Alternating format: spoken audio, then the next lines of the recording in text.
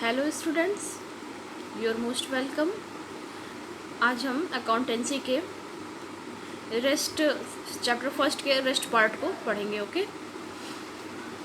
तो चलिए शुरू करते हैं।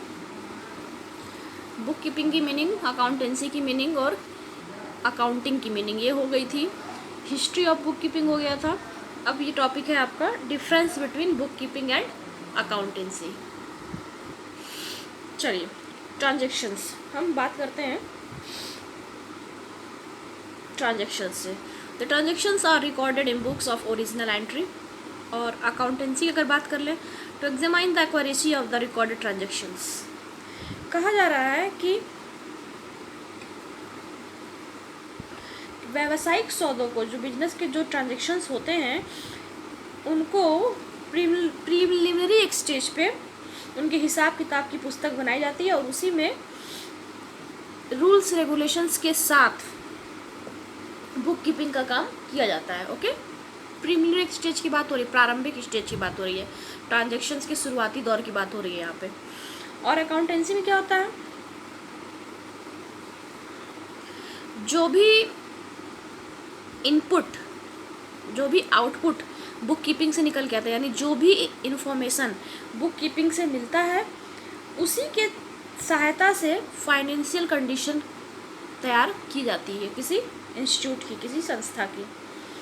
उसकी फाइनेंशियल कंडीशन, उसकी एक्यूरेसी वगैरह कैसे जानी जाती है, अकाउंटेंसी के थ्रू जानी जाती है। और ये काम कब करता है, जब बुक कीपिंग इसको एक आउटपुट निकाल के देता है, तब उसी आउटपुट्स को अकाउंटेंसी इनपुट बना के काम करना शुरू करता है और एनालिसिस करता है किसका, फाइनेंशियल पोजीशंस की, फाइनेंशियल स्टेटस की, एक्सेट्रा। ओके, और मैंने आपको इससे पहले वाले वीडियो में भी बताया है कि कैसे कैसे यहाँ पे क्या चीज़ें होती हैं, मीन्स कि कैसे अकाउंटेंसी, अकाउंटिंग और बुक कीपिंग का काम होता है। आप उस वीडियो को ज़रूर से देखिएगा। चलिए, अब हम आगे चलते हैं और बात कर लेते हैं ऑब्जेक्टिव्स की। ठीक है, अब जब ऑब्जेक्टिव्स की बात हम करेंगे तो देखिए ऑब्जेक्टिव्स में क्या आता है। The main objective of book keeping is to maintain systematic records of transactions of financial nature. देखिए बच्चों, यहाँ पे बताया जा रहा है कि इसका जो मेन, जो इसका ऑब्जेक्ट होता है वो क्या होता है, सभी ट्रांजैक्शंस को उनके प्राइमरी लेवल पे जो भी उनकी रिकॉर्ड होती है, हिसाब किताब की बुक होती है, उसमें लिखना और रोकड़ की स्थिति ज्ञात करना। यानी कि जो भी इसका मेन ऑब्जेक्ट क्या है, कोई भी ट्रांजैक्शन शुरुआत में हुआ, सबसे पहले तुरंत जैसे ही ट्रांजैक्शंस होता है वैसे ही बुक कीपिंग में जो भी हिसाब किताब की बुक होगी उसमें लिखना और कैश की जानकारी प्राप्त करना, कैश की कंडीशन को पता करना। चलिए, ऑब्जेक्टिव अकाउंटेंसी के ऑब्जेक्टिव में आते हैं बच्चों, और यहाँ पे हम देख लेते हैं। The main objective of accountancy is to determine the net results and financial positions of the business and to communicate them to interested parties. अब यहाँ बताया जा रहा है कि जो अकाउंटेंसी होता है, हिंदी में इसको हम लेखा कर्म बोलते हैं, तो जो अकाउंटेंसी होता है उसका जो मेन ऑब्जेक्ट होता है वो होता है प्रॉफिट लॉस का पता लगाना। ओके, और फाइनेंशियल पोजीशन को फाइंड आउट करना। यहाँ कैश की कंडीशन को, कि जो भी ट्रांजैक्शंस हुआ उसमें कैश की क्या कंडीशंस है, और यहाँ पे फाइनेंशियल पोजीशन को, ओवरऑल बिजनेस की फाइनेंशियल पोजीशन को पता करना पड़ता है किसमें, अकाउंटेंसी में। और ये काम तभी हो सकता है जब बुक कीपिंग होगा। अगर बुक कीपिंग का काम नहीं होगा बच्चों, तो आप अकाउंटेंसी के काम को डायरेक्ट नहीं कर सकते हो, क्योंकि सबसे पहले स्टेज में आपको बताया गया कि प्रीलिमिनरी स्टेज में ही पहले बुक कीपिंग का काम करना है, यानी कि ट्रांजैक्शंस को आइडेंटिफाई करना है, फिर उसको मेज़र करना है मनी में, और उसके बाद रिकॉर्ड करना है, और फिर उसके बाद उठा के उसका लेज़र कर देना। इतने काम अगर नहीं होंगे तो आप अकाउंटेंसी का काम नहीं कर पाओगे, आप प्रॉफिट लॉस नहीं बता पाओगे, आप कंडीशंस फाइनेंशियल नहीं बता पाओगे। ओके, तो ये दोनों आपस में एक दूसरे से लिंकेड हैं।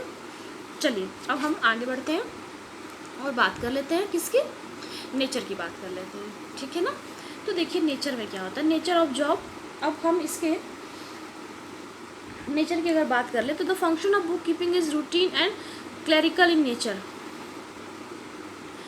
जो पुस्तपालन है यानी जो बुक कीपिंग है इसका नेचर कैसा है, लिपिकीय। क्लरिकल मतलब ये लिपिकीय तरीके से काम करता है, जिसके लिए विशेष ज्ञान और योग्यता की आवश्यकता नहीं होती। अगर आप बुक कीपिंग का काम करने जा रहे हो तो बहुत ज़्यादा आपको किसी डिग्री की, किसी नॉलेज की ज़रूरत नहीं है, ये एक क्लर्क बेस पे काम कर सकता है। चलिए अकाउंटेंसी की बात कर लें। Its function is analytical in nature. अब बता रहा है कि जो हमारा लेखा कर्म है, जो अकाउंटेंसी है, उसका जो नेचर है वो कैसा है, उसका नेचर तकनीकी किस्म का होता है, यानी टेक्निकल नेचर है, जिसके लिए विशिष्ट ज्ञान और योग्यता की आवश्यकता पड़ती है। यानी इसके लिए आपके पास विशेष नॉलेज और विशेष स्किल की आपको रिक्वायरमेंट होगी। पर अगर आप बुक कीपिंग का काम करने जा रहे हो तो नॉर्मल जानकारी से भी आप बुक कीपिंग का काम कर सकते हो। ठीक है, तो ये इसका नेचर हो गया। अकाउंटेंसी वही इंडिविजुअल इंसान कर सकता है जो कि अकाउंट्स पढ़ा होगा, जिसको कि अकाउंटिंग का काम आता होगा, उसको अकाउंटिंग के प्रिंसिपल्स पता होंगे, डेबिट क्रेडिट का रूल पता होगा। अदरवाइज अकाउंटेंसी का काम आप तब तक नहीं कर पाओगे। लेकिन बुक कीपिंग आप कर लोगे अगर आप एक नॉर्मल नॉलेज रखते हो तो भी। चलिए अब हम बात कर लेते हैं डिफरेंस में किसकी, अब हम डिफरेंस में पीरियड की बात कर लेते हैं। ठीक है, अवधि की बात कर लेते हैं। तो देखिए the dealings of each and every day are recorded on the same day on which it take place. जिस दिन ट्रांजेक्शन्स होता है, यानी जिस दिन कोई भी लेन देन होता है, उसको उसी दिन हम क्या करते हैं, रिकॉर्ड कर लेते हैं। किस नेचर में, बुक कीपिंग के नेचर में। ओके, अब आते हैं अकाउंटेंसी के। The trial balance and financial accounts are done after a specific period और एट एन सर्टन इंटरवल। आपको बताया गया कि लेजर तक का काम तो हम बुक कीपिंग में कर लेते हैं, और लेजर के बाद क्या होता है, ट्रायल बैलेंस बनता है। तो ट्रायल बैलेंस से अकाउंटेंसी का, आपके अकाउंटेंसी का काम शुरू हो जाता है। तो कह रहा है यहाँ पे कि हम क्या करते हैं, जो भी चीज़ें ट्रांजेक्शन्स में होती हैं उनको डेली रिकॉर्ड कर लेते हैं बुक कीपिंग में। लेकिन अगर उस रिकॉर्ड से ट्रायल बैलेंस वगैरह बनाना होता है, पीएल वगैरह निकालना होता है, तो उसके लिए हमारे पास एक सर्टेन इंटरवल टाइम होता है। कुछ दिन के बाद हम ये काम करते हैं, डेली नहीं करते हैं। ओके,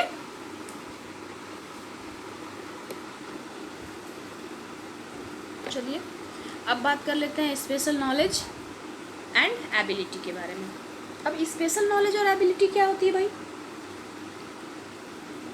स्पेशल नॉलेज और एबिलिटी, तो it does not require special knowledge और ability as this job is perform by machines in advanced countries. देखिए कह रहा है कि एडवांस कंट्रीज़ में तो ये काम मशीन भी कर देती है। ठीक है, आपको तो पता ही है अब देश कितना आगे हो चुका है, अच्छी अच्छी मशीनें आ चुकी हैं, काफ़ी टेक्निक से जो काम करती हैं। तो इसके लिए कोई विशेष नॉलेज की रिक्वायरमेंट नहीं होती, मैंने अभी पीछे के भी पोर्शन में बताया आपको। इट डिमांड्स स्पेशल नॉलेज, लेकिन अगर अकाउंटेंसी का काम करना है तो बिना अकाउंटेंसी का काम, अकाउंटेंसी के नॉलेज होगा तभी आप अकाउंटिंग का काम करेंगे, और जब आप अकाउंटिंग का काम कर लेंगे तो वो ऑटोमेटिक अकाउंटेंसी कहलाएगा। तो उसके लिए आपको स्पेशल नॉलेज की ज़रूरत पड़ती है।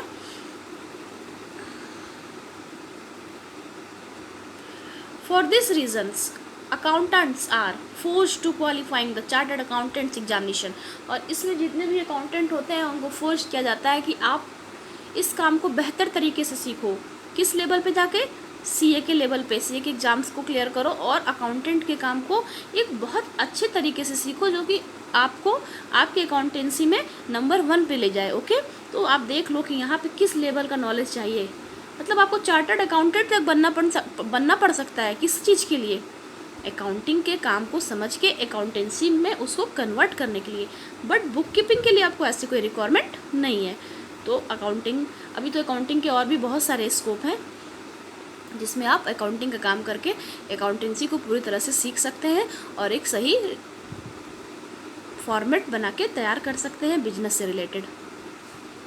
अब बात कर लेते हैं हम डिपेंडेंस की। तो book keeping is an independent process और accountancy completely depends on book keeping. मैंने अभी पहले भी आपको बताया कि जब तक बुक कीपिंग का काम नहीं होगा बच्चों, तब तक आप अकाउंटेंसी के काम को नहीं कर सकते हो, क्योंकि बुक कीपिंग आउटपुट देगा, वो आउटपुट अकाउंटेंसी के लिए इनपुट होगा। तो आप ही बताओ कि कैसे ये काम हो सकता है, पॉसिबल है क्या ये काम होना, नहीं है ना। तो यानी कि बुक कीपिंग किसी पे डिपेंड नहीं है, वो अपने आप क्रिएट होकर बनता है, स्टार्टिंग वहीं से होती है। लेकिन बुक कीपिंग पे ही कौन सा डिपेंड होता है, कौन सा बैकग्राउंड, अकाउंटेंसी का। ठीक है, चलो आगे चलते हैं। अब हम सबसे इम्पोर्टेंट टॉपिक स्कोप की बात अगर करें तो देखिए, it has a narrow scope, it includes only the journalising the preliminary entries and positions of the same into ledger. कह रहा है कि जो स्कोप होता है बुक कीपिंग का वो थोड़ा सा लिमिटेड होता है। तो इसका स्कोप लिमिटेड होता है क्योंकि इसमें जर्नल, लेजर, ट्रायल बैलेंस तो बनाना नहीं रहता है और चीज़ों को आइडेंटिफाइड करना होता है। तो इतने ही काम हमको प्रारंभिक स्तर पे, प्रीलिमिनरी स्टेज पे करने होते हैं। अब बात कर रहे थे अकाउंटेंसी की, तो it has a much broader scope which begin from checking of book keeping records and includes the preparation of final accounts and also involves future planning. देख लीजिए हाउ मैनी वर्क, कितने सारे काम किए जा रहे हैं, किसके थ्रू, अकाउंटेंसी के थ्रू। तो यहाँ स्कोप ज़्यादा बड़ा है और ये स्कोप थोड़ा कम होता है। ओके, चलिए पोस्टिंग की बात कर लेते हैं। To make the position in ledger from the journal और सब्सिडियरी बुक्स। अब अगर हमको बुक कीपिंग में कोई चीज़ पोस्टिंग करना हो, ट्रांसफ़र करना हो, तो क्या करेंगे, to make the posting in ledger. जो भी पोस्टिंग का काम होता है बच्चों, जर्नल में नहीं होता, वो लेज़र में होता है। जर्नल में रिकॉर्ड करने का काम होता है। ठीक है, तो जो भी चीज़ें आपको पोस्टिंग करनी होगी आप कहाँ से करोगे, जर्नल से करोगे। जर्नल के भी अलग अलग पार्ट्स होते हैं जिसको हम सब्सिडियरी बुक्स बोलते हैं, तो उसमें से हम पोस्टिंग आराम से कर सकते हैं। अब आ जाते हैं अकाउंटेंसी में। To find out the posting of journal entries are proper and accurate. और इसमें क्या कह रहा है आपको, to find out the posting of journal entries are proper and accurate. अब इसमें अकाउंटेंसी में चेक करता है जो सीनियर अकाउंटेंट होता है, ये जूनियर अकाउंटेंट काम कर रहा है और ये सीनियर अकाउंटेंट कर रहा है, जिसके पास स्पेशल नॉलेज है किस चीज़ की, अकाउंटेंसी की। वो चेक करता है जर्नल सही है या नहीं, रिकॉर्ड सही है या नहीं, डेबिट क्रेडिट का रूल सही है या नहीं, कोई गड़बड़ी तो नहीं है रिकॉर्ड बनाने में। तो ये सारी चीज़ें यहाँ पे चेक हो जाती हैं एक्यूरेट। अब बात कर लेते हैं फाइनल अकाउंट्स की। तो बच्चों फाइनल अकाउंट्स में क्या होता है, देखिए students, preparation of trading profit and loss account and balance sheet is not a part of book keeping. यहाँ पे साफ साफ लिखा हुआ है कि पीएल, ट्रेडिंग और बैलेंस शीट जो होता है वो बुक कीपिंग का पार्ट नहीं होता है, बिल्कुल नहीं होता है। क्योंकि आपने स्टार्टिंग में ही पढ़ा कि सिर्फ 4 ही काम होते हैं बुक कीपिंग की, आइडेंटिफाई करना, मेजरिंग करना, उसके बाद रिकॉर्ड कर देना और लेज़र तैयार कर देना। तो आप ही बताओ कि लेज़र के बाद ही तो ये सारे काम होते हैं पीएल, ट्रेडिंग और बैलेंस शीट के, तो ये कैसे बुक कीपिंग का काम हो गया, बिल्कुल नहीं है। आगे चलते हैं। Preparation of trading profit and loss account and balance sheet is the process of accountancy. बिल्कुल, जिसको कि अकाउंटेंसी के रूल पता होगा वही अकाउंटिंग का काम कर पाएगा, वही PL, trading, balance sheet and financial position को सही तरीके से बता पाएगा और बना भी पाएगा। ओके, अकाउंटिंग की बुक में। चलिए लास्ट देख लेते हैं students. Record regarding adjustments and errors and their rectifications, they are not included or comes under the scope of bookkeeping. Sorry, these are not included or comes under the scope of bookkeeping. अब एक समायोजन की बात होती है, recording किसकी बात, adjustment, समायोजन, एंड एरर्स कुछ गलतियां और उनके सुधार की बात होती है। तो बुक कीपिंग में कोई भी एडजस्टमेंट के लिए लेखे को नहीं किया जाता, किसी भी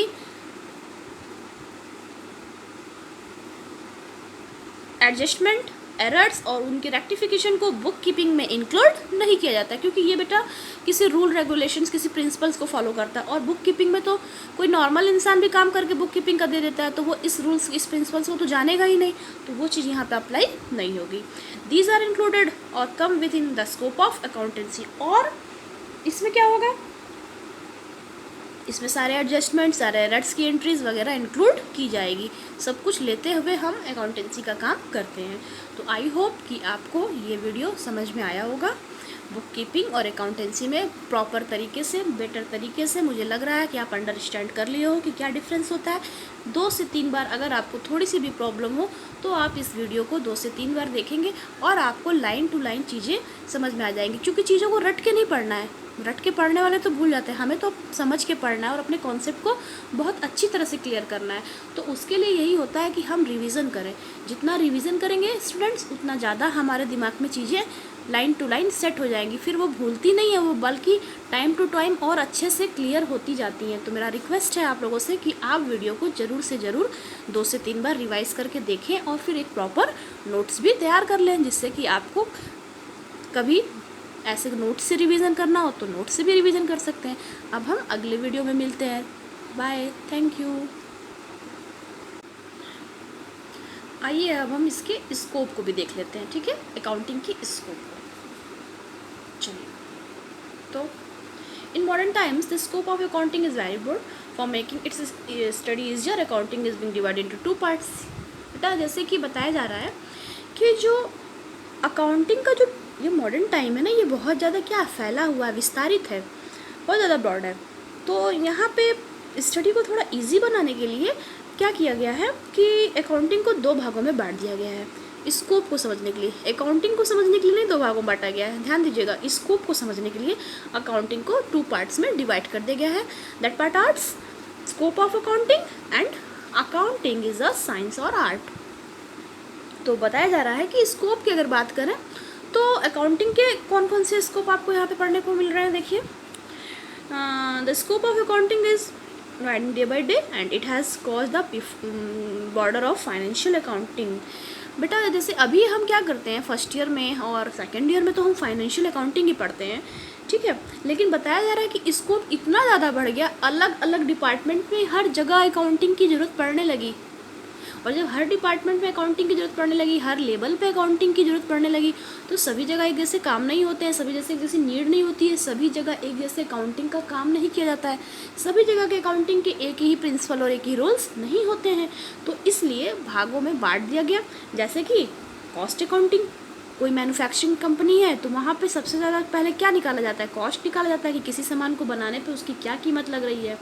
ओके, फिर managerial accounting, social accounting, human resource accounting, ये सारे अकाउंटिंग के अलग अलग स्कोप हो गए हैं। और अब बच्चे क्या करते हैं, इन सभी चीज़ों में से अकाउंटिंग में जिसमें भी उनका इंटरेस्ट होता है, वो जिस लाइन में जाना चाहते हैं, वो आगे चल के उस अकाउंटिंग को पढ़ते हैं। बट हमें इंटर और फर्स्ट ईयर में फाइनेंशियल अकाउंटिंग ही पढ़ना है। फिर आप जब आप बीकॉम फर्स्ट ईयर में जाओगे तो आपको वहाँ पे क्या करना पड़ेगा, बीकॉम में कॉस्ट अकाउंटिंग पढ़ना पड़ेगा। तो इस तरह से आपके बीकॉम में कॉस्ट भी है, फर्स्ट ईयर में फाइनेंशियल भी है, तो ये सारी चीज़ें आपको वहाँ पे सेकेंड ईयर फर्स्ट ईयर ऐसे मिलती जाएंगी। तो ये सारी चीज़ें आपके अकाउंटिंग के अलग अलग पार्ट्स हो जाते हैं। अब क्या बोल रहा है कि because of perfect accuracy and clearly based in principle, it is a science, and due to the application of these application and it is studied through regular practice make it an art। कह रहा है कि अब जो accounting है वो science भी है, मीन्स की विज्ञान भी है, और आर्ट मीन्स की कला भी है। कैसे भाई, अगर एक अकाउंटिंग है तो वो साइंस है, तो आर्ट कैसे है, और अगर आर्ट है तो साइंस कैसे। Very simple. देखो बच्चों, होता क्या है कि जो साइंस होता है वो सिस्टमेटिक रूल्स और रेगुलेशंस पे बना होता है। तो अगर हमारी अकाउंटिंग के कुछ रूल्स प्रिंसिपल्स, कुछ सिद्धांत हैं, कुछ उसके रेगुलेशंस हैं जिनको फॉलो किए बिना आप अकाउंटिंग का काम नहीं कर सकते, जब तक आप सिस्टमेटिक तरीके से काम नहीं करोगे, तो वो तो साइंस हो गया। अब उस काम को सीखने के लिए कि आप उस अकाउंटिंग के काम को कितना अच्छा सीख सकते हो। मान लो अकाउंटेंसी आपको आ गई, ठीक है, ये डेबिट होगा, ये क्रेडिट होगा, ये ऐसे वो वैसे, इसके ये प्रिंसिपल्स हैं, ये यहाँ जाएगा, ये ट्रांजेक्शन वहाँ जाएगा, लेकिन अब उसको सही तरीके से आप कैसे काम में लाओगे, इसके लिए तो आपको एक अच्छी प्रैक्टिस होनी चाहिए। और जब हम, एक ह्यूमन नेचर होता है कि हम जब किसी चीज़ की बार बार प्रैक्टिस करते हैं तो वो हमें एकदम परफेक्ट कर देता है उस चीज़ में, ठीक है। जब आप किसी का पिक्चर बनाते हो तो जब आप पहले बहुत प्रैक्टिस करते हो आप एक आर्टिस्ट बन जाते हो, फिर देखो ना आप एक ही बार में पिक्चर बनाते हो, वो कितनी सुंदर पिक्चर बन जाती है। तो कहने का मतलब यही है कि सिर्फ पिक्चर ही आर्ट नहीं है, किसी भी काम को सही तरीके से एक सीरियल में करना, एक तौर तरीके के साथ करना, एक फिनिशिंग के साथ करना, जिसमें कि गलतियों के चांसेस बहुत कम हो जाते हैं, ना कि बराबर गलतियाँ हो जाती हैं, तो वो आर्ट ही तो है। तो आपने पहले सिस्टमेटिक तरीके से साइंस के बेस पे एक्यूरेसी निकालना सीख लिया अकाउंटिंग में, और अब आप उस काम को जल्दी करते हो, मीन्स कि आप अकाउंटेंट हो गए, आपको बहुत अच्छा काम आता है। तो आर्ट तो हो गया ना, साइंस भी है क्योंकि सिस्टमेटिक रूल्स वहाँ पे हमको फॉलो करने हैं, और साइंस के बाद वो आर्ट भी है क्योंकि हमें वो काम अच्छे तरीके से करना है और एक प्रैक्टिस होल्डर बनना है कि हम अपने काम में दक्ष हो जाए पूरी तरह से। तो इसलिए यहाँ पे ये आर्ट भी है। तो मुझे लग रहा है कि आप लोगों को ये भी क्लियर हो गया होगा, और आप इसको ज़रूर से वॉच करें 2 से 3 बार, जिससे कि आपका रिवीजन बहुत अच्छा हो जाए, चीज़ें और समझ में आएंगी। आइए अब हम स्टूडेंट्स देख लेते हैं objects of bookkeeping and accountancy. अगर हम ऑब्जेक्ट्स की बात करें तो बुक कीपिंग और अकाउंटेंसी के ज़रूर कुछ ना कुछ ऑब्जेक्ट्स होते हैं। जब तक आप कोई काम करेंगे और उसका कोई ऑब्जेक्ट नहीं होगा, कोई काम का कोई मतलब नहीं होगा, कोई उसका उद्देश्य नहीं होगा, तब तक तो वो काम बेकार है, मीनिंगलेस है। लेकिन आपका अकाउंटेंसी और बुक कीपिंग मीनिंगलेस के लिए तो बना नहीं है, उसका ज़रूर कुछ ना कुछ ऑब्जेक्ट है और हर स्टूडेंट्स को उस ऑब्जेक्ट को पता होना बिल्कुल ज़रूरी है। आप अपना सब्जेक्ट पढ़ रहे हो, आपको बेसिक पता ही नहीं है, और इस पूरे वीडियो में मैंने आपको सारे बेसिक चीज़ों को बहुत अच्छे तरीके से बताया, जिससे कि हम आगे थ्योरिकल और न्यूमेरिकल को और अच्छे से कवर कर सकें। तो हम यहाँ पे बुक कीपिंग और अकाउंटेंसी के ऑब्जेक्ट्स को बहुत अच्छे से पढ़ेंगे, उसकी लाइन को समझेंगे, जिससे कि पता चलेगा कि जो सब्जेक्ट हम पढ़ रहे हैं, जो काम हम कर रहे हैं, उसमें हमारा मेन ऑब्जेक्ट क्या है। तो ऑब्जेक्ट्स ऑफ बुक कीपिंग और अकाउंटेंसी में सबसे फर्स्ट हेडिंग है to keep systematic record of business transactions. यहाँ पे बोला जा रहा है आपसे कि बिजनेस में जो भी ट्रांजेक्शन्स होते हैं, यानी जो भी लेन देन होते हैं, जब बिजनेस है तो सामान बेचा जाएगा और कस्टमर आके हमसे सामान खरीदेगा, लेन देन तो होगा ही होगा, ट्रांजेक्शन्स तो होंगे ही। तो क्या करना है कि जितने भी लेन देन होते हैं उनका जो हिसाब किताब होता है उसको क्या करना, एक स्थायी तरीके से लिखना, तैयार करना, जिसका बाद में ज़रूरत पड़ने पर यूज़ किया जा सके। ठीक है। कीप मतलब रखना, systematic record of business transaction मतलब बिजनेस के लेन देन के रिकॉर्ड को सिस्टमेटिक तरीके से, ये नहीं कि आगे पीछे आप रखें, जिस दिन जैसे ट्रांजेक्शन होता जा रहा है वैसे वैसे आप रिकॉर्ड तैयार करते जाइए। तो ये ऑब्जेक्ट होता है बुक कीपिंग और अकाउंटेंसी का। नेक्स्ट है to depict the financial position of the business, व्यापार की आर्थिक स्थिति का पता लगाना। आए भैया बिजनेस कर रहे हैं तो आपको पता होना चाहिए ना कि आपको बिजनेस प्रॉफिट में है, लॉस में है, क्या कंडीशंस है, फाइनेंशियल पोजीशंस क्या है, आपके बिजनेस का स्टेटस क्या है, ये सारी चीज़ें तो आपको बिल्कुल पता होनी चाहिए अपने बिजनेस के बारे में, अपने व्यापार के बारे में। तो ये चीज़ हमें कहाँ से पता चलती है, बुक कीपिंग और अकाउंटेंसी के ऑब्जेक्ट में ये भी इंक्लूड होता है। आप ये जानना चाहोगे किस डेट पे संस्था में, इंस्टीट्यूट में कौन सी पोजीशन थी, कितनी कैपिटल लगाई गई थी, कितना स्टॉक था, लायबिलिटी और एसेट्स की क्या कंडीशंस थी, और ये सब जानने के लिए एक बैलेंस शीट बना के तैयार कर दिया जाता है। आपको आसानी से बिजनेस में इन्वॉल्व इन सारी चीज़ों के बारे में पता चल जाता है। तो ये किसकी अच्छी खासी ऑब्जेक्ट बन के तैयार है। अब हम थर्ड नंबर देख लेते हैं, कैलकुलेशन ऑफ प्रॉफिट और लॉस ऑफ द बिजनेस। बिल्कुल मैं स्टार्टिंग से ही आपको बता रही हूँ बार बार कि हमें बिजनेस में लाभ है या हानि है, प्रॉफिट है या लॉस है, ये कंप्लीट जानकारी हमें तभी मिलेगी जब हम अकाउंटेंसी और बुक कीपिंग का काम करेंगे। और हम अकाउंटेंसी का काम करके क्या करेंगे, क्योंकि जब तक बुक कीपिंग नहीं होगा अकाउंटेंसी का काम ही नहीं होगा। तो इस वजह से आपको प्रॉफिट और लॉस के बारे में भी बुक कीपिंग और अकाउंटेंसी से पता चलता है, और ये भी बुक कीपिंग और अकाउंटेंसी का एक मोस्ट इम्पॉर्टेंट ऑब्जेक्ट होता है। ओके, आई होप कि आप लोगों को अच्छे से अंडरस्टैंड हो रहा होगा। आइए अब हम आगे देखते हैं, यूज़फुल फॉर फ्यूचर प्लानिंग। बच्चों फ्यूचर में कोई प्लानिंग करनी हो बिजनेस को लेके तो आप कैसे करोगे, जब आपके पास कोई रिकॉर्ड होगा, आपको कितने आपके पास अमाउंट्स हैं, कितने आपको लोन हैं, कितने आपके उधार हैं, ये सारी चीज़ें आपको पता होंगी, तभी तो आप अपने फ्यूचर के लिए प्लानिंग कर पाओगे, कोई अच्छा बेस्ट प्लान आप चूज़ कर पाओगे। तो ये भी एक ऑब्जेक्ट हो गया बुक कीपिंग और अकाउंटेंसी का। अब हम 5 नंबर देख लेते हैं, टू मीट लीगल रिक्वायरमेंट्स। देखिए बच्चों क्या होता है, कोई लीगल रिक्वायरमेंट्स हो गई, जैसे कि कोई वैधानिक आवश्यकताओं की पूर्ति, लीगल मतलब वैधानिक, जैसे कंपनी अधिनियम, इनकम टैक्स अधिनियम हो गया, ठीक है, कंपनी एक्ट हो गया, इनकम टैक्स एक्ट हो गया, सेल्स टैक्स एक्ट हो गया, और इसी तरह से और बहुत सारे ऐसे प्रिंसिपल्स होते हैं जिनके बेस पे अकाउंटिंग बना करके तैयार किया जाता है। तो ये आपका लीगल रिक्वायरमेंट के लिए भी ज़रूरी होता है। और उसके बाद आपके पास अदर ऑब्जेक्ट्स में क्या है, जैसे कि कितने आपके क्रेडिटर हैं, कितने आपके डेब्टर हैं, कितना आपके पास बैंक में अकाउंट कैश है, कितना आपके पास हैंड में कैश है, आपके सेल्स और परचेजेस की क्या स्थिति है, स्टॉक इन्वेंट्री की क्या कंडीशन है, आपके बिजनेस का जो वर्किंग पावर है वो कैसा है, आपको प्रॉफिट लॉस हो रहा है तो कैसे हो रहा है, लॉस हो रहा है तो क्यों हो रहा है, प्रॉफिट हो रहा है तो इसके भी कुछ रीजन्स हैं, क्या ऐसे रीजन्स है कि आप प्रॉफिट में हो उसको और ज़्यादा हम इंक्रीज़ करेंगे, किसी तरह का कोई भी नुकसान, कोई भी फ्रॉड तो बिजनेस में नहीं हो रहा है, टैक्स वगैरह पेड हो रहा है कि नहीं हो रहा है, ये सारी जानकारी आपको बुक कीपर अकाउंटेंसी के थ्रू मिलती है। और इसीलिए बच्चों इसका बहुत ज़्यादा ही इसके ऑब्जेक्ट को इम्पोर्टेंस दिया जाता है। और आई होप कि आपको ऑब्जेक्ट्स भी क्लियर हो गए होंगे। अब हम इसके आगे पढ़ेंगे और हम अपने सारे बेसिक चीज़ों को बहुत अच्छी तरह से पढ़ेंगे, जिससे कि हमें अपने अकाउंटेंसी के जो भी थियोरिकल चैप्टर हैं जिनसे आगे न्यूमेरिकल बनेगा, वो सारे कॉन्सेप्ट्स हमें एकदम लाइन टू लाइन क्लियर हो जाए। ओके।